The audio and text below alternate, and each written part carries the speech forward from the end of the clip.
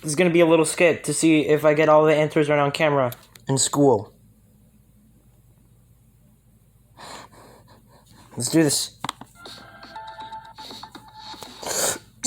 On algebraic translation. Hello. Now, our aim for this lesson is how can we translate written expressions and equations into numerical form. Well, I don't know. That's what you're telling me, right? We see it in written form, and we want to write it in terms of numbers and variables. Now, before we can do that, we have to lay the groundwork here, and there's a few things that we need to know. There is nothing on the ground. That we can use them when we get to doing the actual translation. If we had something like 7 plus 12. Verbally, we could express this, for example, as the sum of 7 and 5. 12. We would be done. But what if instead of a 7, we had a variable? We had the letter x there. Where does 7 go? The sum of 7 and 5, we would say the sum of a number and 5. Because x is a variable, and it could represent any number, so we're just going to call it a number. And even if x is the most commonly used letter, this applies to any letter in the alphabet that can be used to represent a variable, which is just some unknown value. True or false? The only variable you can use is x. True. X marks the spot or false? I'm gonna do false. Yes! Alright, let's continue. So let's translate 10 plus a number. So again, it's an expression, so we have the number 10, plus we know is just addition, and then a number is just some unknown, we'll call it x. X. So Anonymous x. 10 plus x. Translate 20 minus a number. Am I right? Yes! Now what if we That's have 2 of them. 10 more than a number? Green or blue. Now we should know that more than is associated with addition, so our sign is not going to change. So let's think about this one differently. We have a number, some unknown number, some variable, and this phrase represents 10 more than whatever that number is. So in this case, we're going to start with the variable and then add 10 to it. Now, since this was addition, and addition is commutative, the order didn't actually matter. But let's take a look at an example now using subtraction. Where'd it go? So now let's look at 6 less than a number. So again, we see that word then. So we have 3 parts here. We have the number 6. We have less than, which we know is subtraction. And then a number, we'll call it n. Now, this phrase represents a value that is 6 units smaller than whatever our number n is. So to find that number, we would have to take n and subtract 6 from it. So in cases like this, the second term comes first, and the first term comes second. We have to switch the order. Alright. Oh, translate 20 less than a number. Yes! Honestly, I'm trying to learn while I'm also making this video, which is actually kind of fun. I should do this more often, or as long as you guys like it. Alright, let's continue. Now, this is the case when we see the word then. And we're going to say that then is a switch word, which means that the operator stays in the middle, but the order of the first term and the last term is switched. So the way that it's written, blue, yellow, green, will be in reverse order. What? The word is considered a switch word.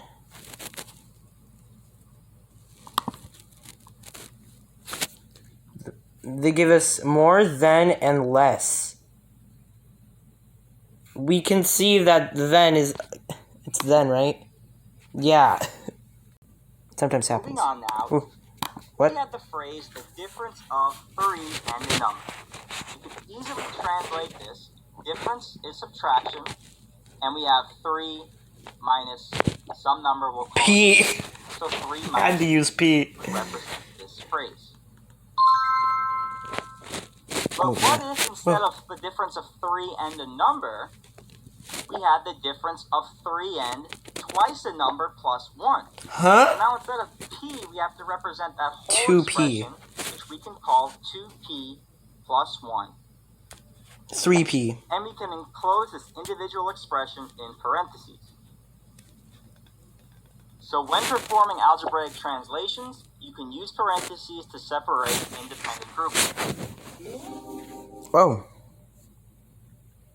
20 minus the sum of a number and 3.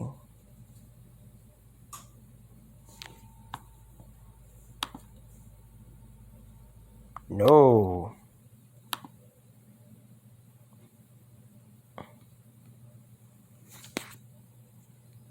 I got it wrong!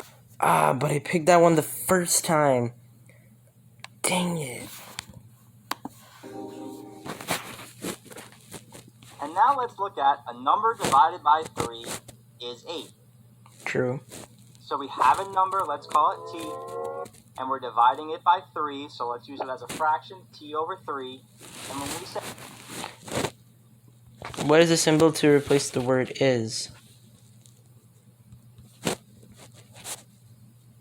Yes. And when we say is 8, It's green again. That it equals 8. So be aware that the word is or is equivalent to just means equals to.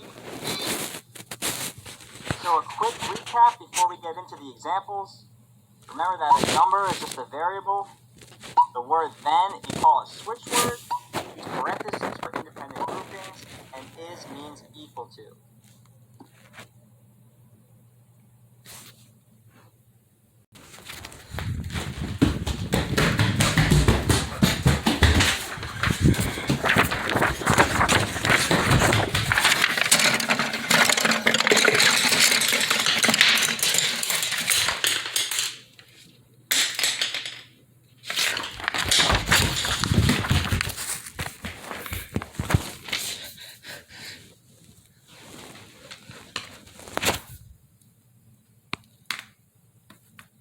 Alright, so what does it say?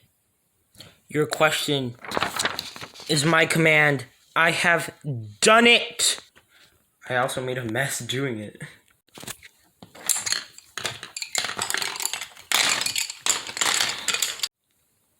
Alright, for some reason I ran out of storage. So, I've done that. Now, it's a snack time.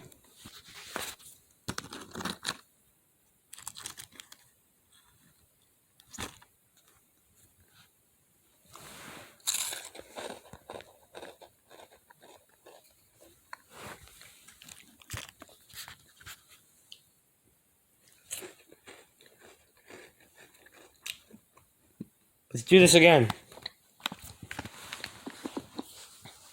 So now we're ready for a few examples. Alright. So first, let's translate the phrase, the product of a number and 9. Alright. So we know that product just means to multiply. And what we're multiplying together is a number. Now, n times 9 is fine. Wait. Product is that. So I should probably write it down. Alright.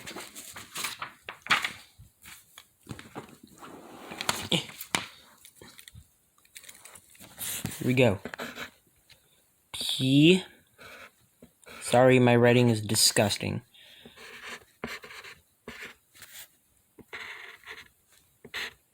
What's wrong with that C? Product is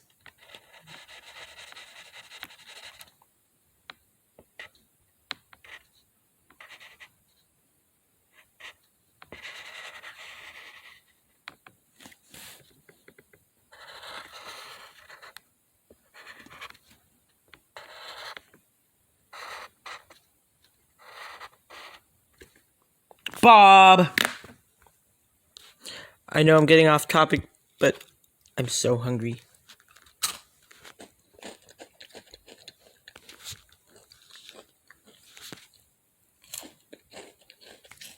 Alright, we're almost done. But we'll more commonly see it written as 9n without the multiplication sign, but that means 9 times n. Alright. What operation is the product? Multiplication! Yes! That deserves another snack. You know what? Every time I get a question right, I'm gonna eat a little bit.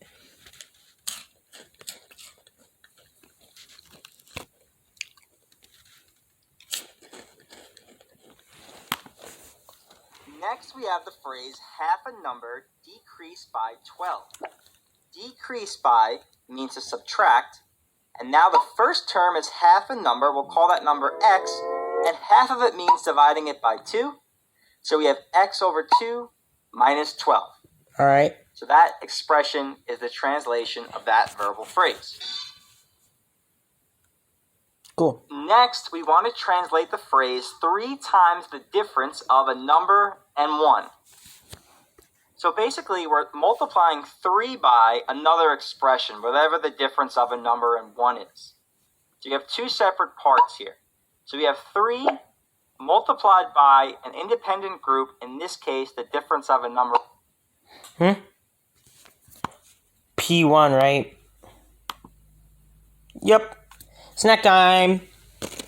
Alright, just look at this liquid gold.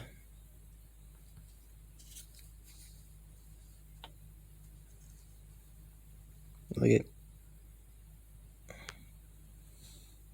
Wait, what's going on?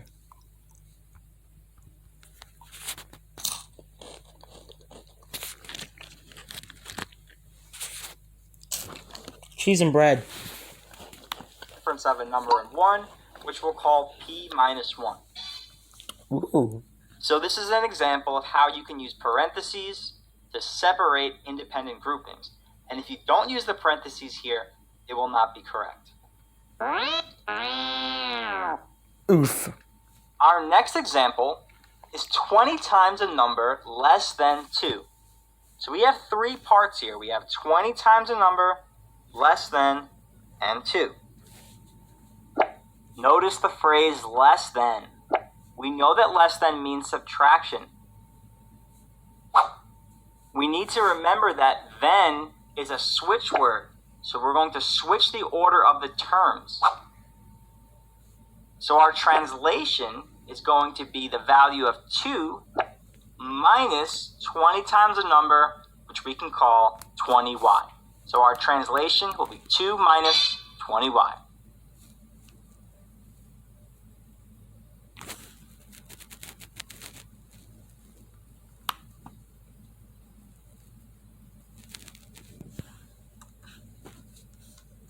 What's a question that I have? Or what's the most important thing you want to remember?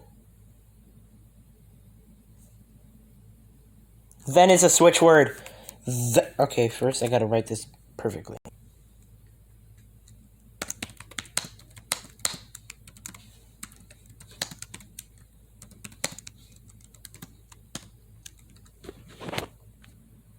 Then is a switch word. And we finished. How long was that? Show results. 7 and a 9. Video completed, 100%. Grade to be graded.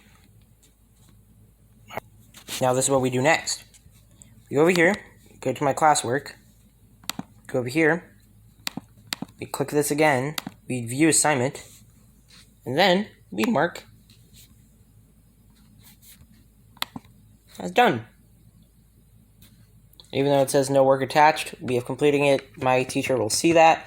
She'll be like, ooh, the Purple Frog Gamer did a great job. He did a very cool job. And then I will get the grade, or kind of the grade that I got on there. So, yeah. If I have any more work for other classes, we'll do that too.